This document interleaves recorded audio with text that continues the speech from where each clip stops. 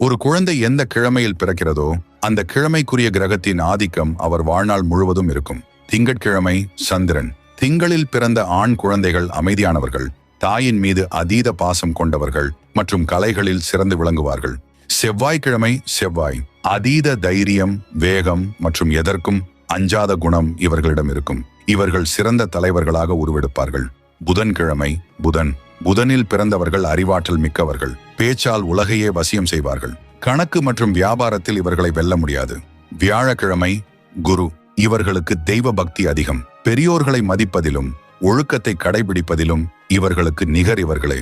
வெள்ளிக்கிழமை சுக்கிரன். சுக்கிரனின் ஆதிக்கம் இருப்பதால் இவர்கள் சொகுசு வாழ்க்கை, வாகன யோகம் மற்றும் அழகான தோற்றம் கொண்டவர்களாக இருப்பார்கள். சனிக்கிழமை சனி.